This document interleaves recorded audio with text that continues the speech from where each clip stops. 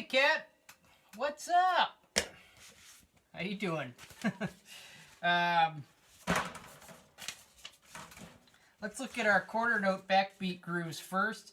So it's great. I can tell you got those super memorized. Like, you're like switching back and forth between hat and ride, and without even really looking at the page.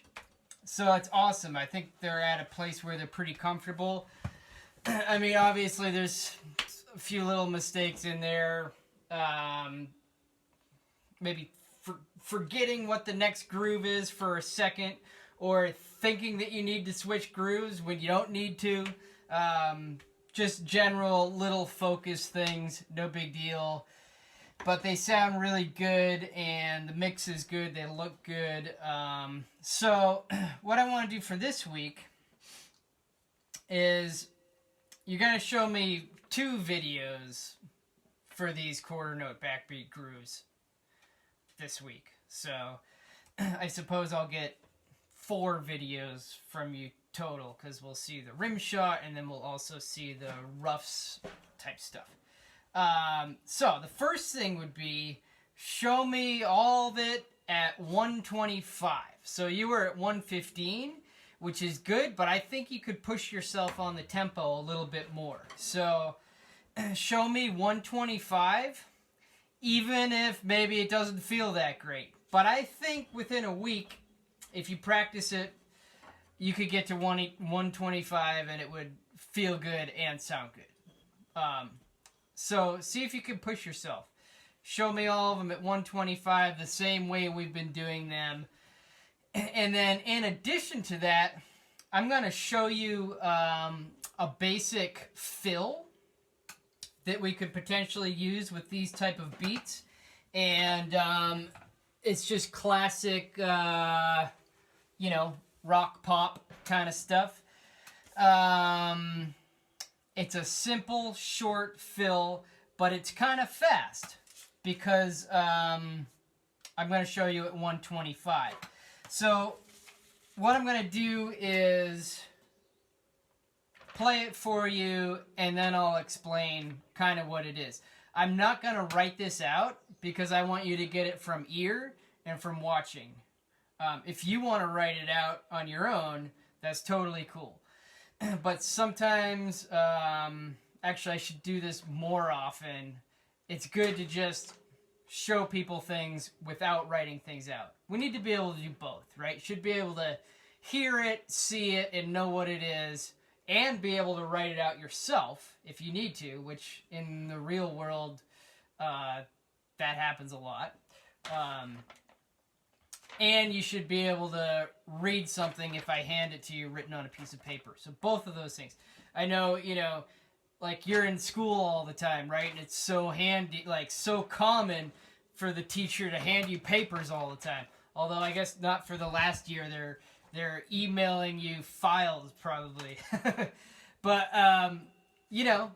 that's not always the best way. And in the real world, honestly, it's probably more being able to hear and see and know what that is for yourself. Like, people aren't handing you papers most of the time. Cool. All right, so what I'm going to do is we're going to use, use the 4th groove from this page, quarter note backbeats, as our groove, and then I'm going to show you what the fill is. So we're not going to worry about putting that fill into any of these other grooves for now. I want to make sure we get the fill happening with one of these grooves. I picked number 4 because it's kind of the most demanding for the right foot, so we could probably spend a little extra time on that and it wouldn't hurt. And then once we get that comfortable, we'll try it with the other ones. So I'm just going to play it first, and then I'll break it down for you. 125. Okay. 1, 2, 3, 4.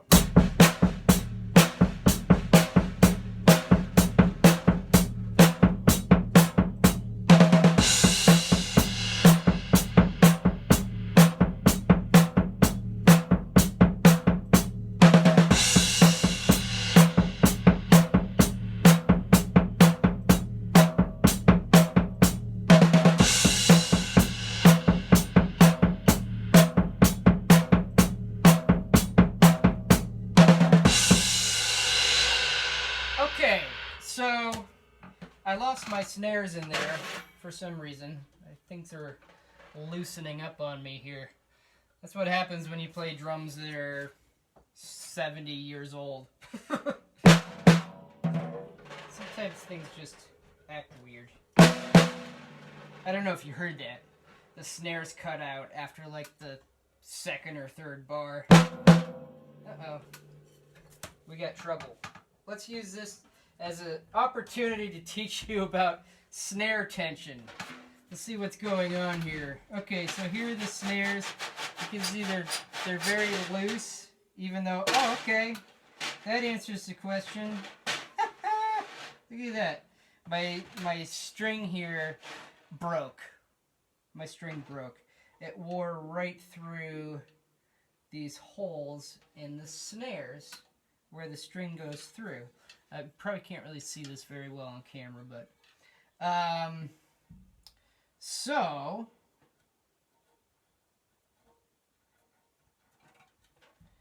that's a tricky fix. I need to take the string out of the snare strainer.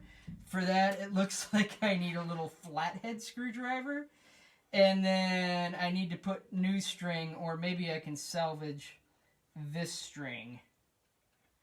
But that would need to happen. So actually, I'm going to pause this video and I'll be back in a second, because this just doesn't sound right without the snares on. Okay, I'm back. Sorry about that. Snares. Sounds like a snare drum. I was fixing that and reminded me of this gig that I did one time down in the Bahamas. It was a corporate private party for Lexus, the car company, and I was playing with this live karaoke band called Rockstar Karaoke from New York. And of course, when you do gigs like that out of town and you fly there, you don't bring your drums with you, so you have like this paperwork, and the company pays for all the gear, and it shows up, it comes from a company who rents out gear, right? And I show up and there's this gorgeous, beautiful DW drum kit, and the guys forgot to bring cymbals. So, and the Bahamas, it's like this crazy town, crazy country, and the traffic is horrible, and the cymbals were on the other side of the island, basically. So it was like, it was going to take them a couple hours to go drive over there, get the cymbals, and bring them back for me. And we had to start playing. Turns out it was like a 4 or 5 hour gig, really long gig. And I ended up doing most of it with no cymbals. No hi-hats, no ride, no crashes. We're playing rock music.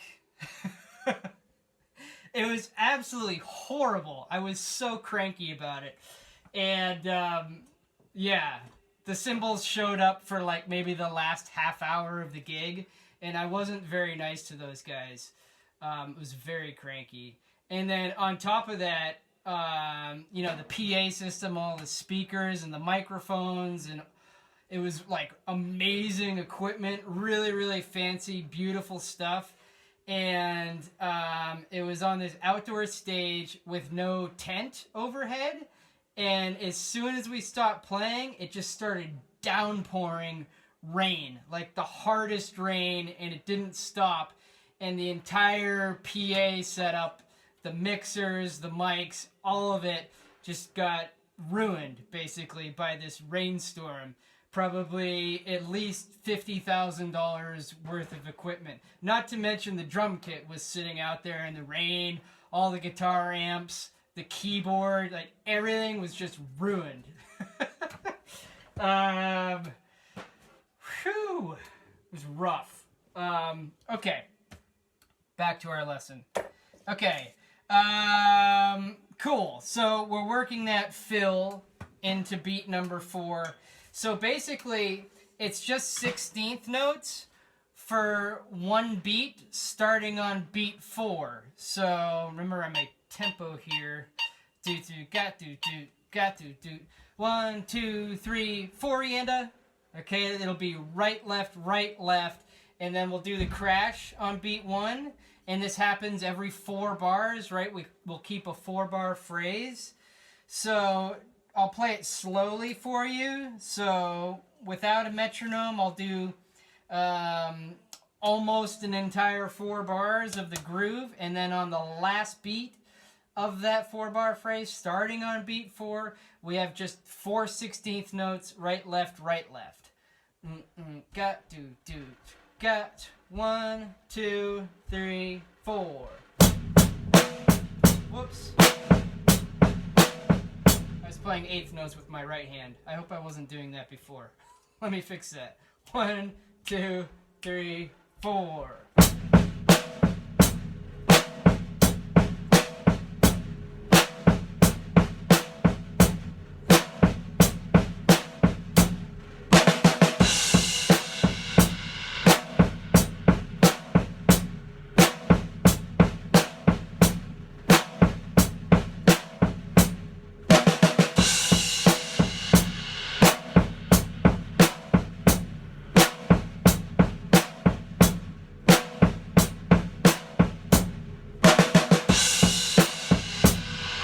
Okay, I hope that makes sense. I'm not writing it out for you. And I will find sort of that tempo I was just at. Let me guess. 80? Maybe that was 80? See how wrong I was. Oh my goodness, it was 80. I bet I was a tiny bit faster, maybe 82. So 80, maybe a good starting point. Maybe that's even a pinch too fast. But see how it goes, I guess. If you can get it happening at 80 and it's like, oh yeah, I can do this, no big deal, then show me how fast you can get it. Who knows? Maybe you could get up to 125. Don't know. Okay, so that's it for the quarter note backbeats. You're showing me the entire page like we've been doing at 125, and then you're also showing me the 4th beat with that simple little fill I just showed you as a 4-bar phrase. Groovy. Okay. Next, let's talk about the roughs. So the roughs sound good, but you missed what we were doing this week. So I'll just show you that again. We brought that back to this page. Remember this page? Do you still have this page? If you don't, let me know and I'll email it to you.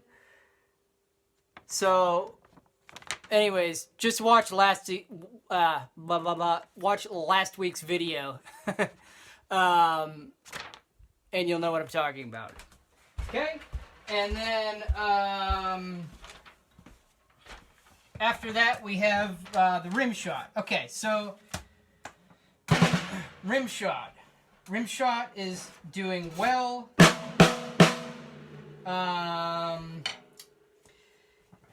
You'll need to sort of decide on what your left hand is going to do. Because I see it sort of changing, and maybe that's my fault. Maybe I confused you by talking about the fine little details of what the left hand and arm could do, and now you're not sure exactly what to do. So that's definitely my fault. So basically, if you watch the video you sent me of you playing these rim shots, sometimes your left hand stays up and it doesn't touch your leg. Sometimes it comes down and then comes down to your leg as a second motion, which is kind of what I talked about last week, which we probably want to avoid, the double motion thing. It can certainly come down and hit your leg, but it needs to be sort of a single motion type thing to be more efficient. But honestly, this week you were hitting less rim shots than you were last week. And I think it's because you're not quite sure what to do with your left hand because I confused you.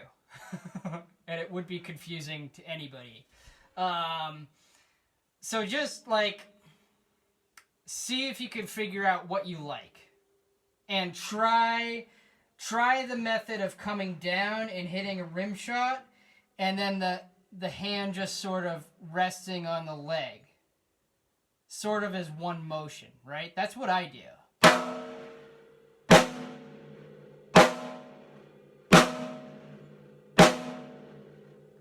at the point when it hits the rim, it's just barely brushing my leg. And then it sort of sits on it right after, as one motion, okay? In a way, my leg helps me know where the rim shot is. And a lot of drummers do this. Not all. You can certainly do it without resting on the leg. But spend a little time thinking about that and trying that and sort of comparing that to your other method of not going on the leg at all. Kind of like that. See hopefully you can see my hand doesn't touch my leg at all. And I could certainly play that way.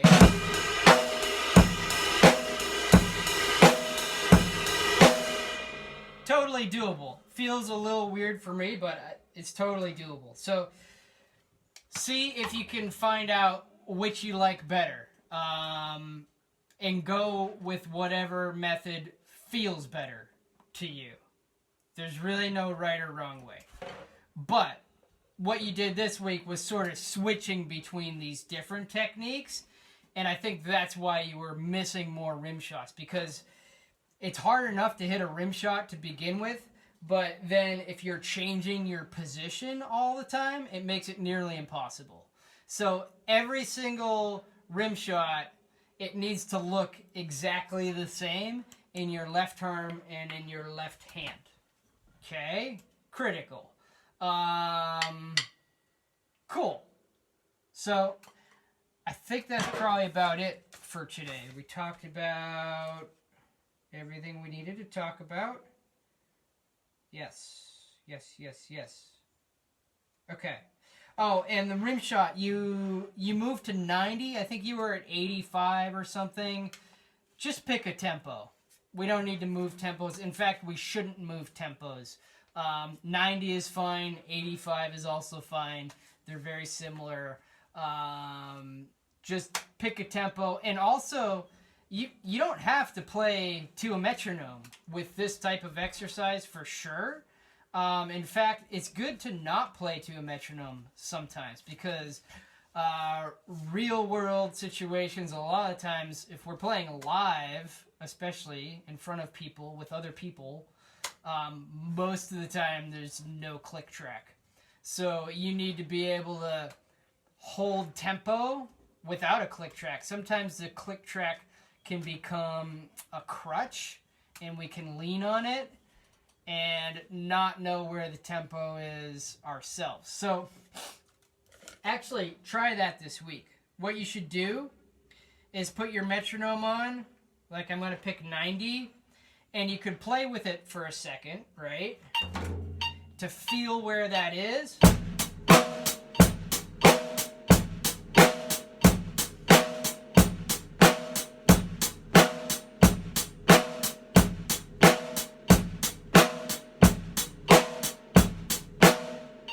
Once it feels good, turn the metronome off and see if you can just play at the same tempo without a metronome.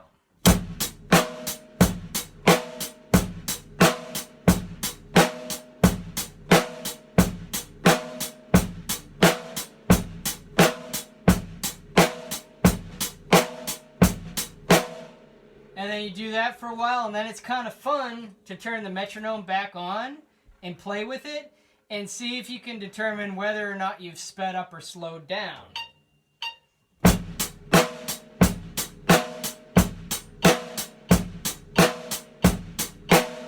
Okay? I did not speed up or slow down. But then again, I only played it for like 20 seconds. If I played it for 5 or 10 minutes, I bet it would have moved a little bit. Cool. All right. I will let you go. And thanks for working hard. Hope things are good. See you next time.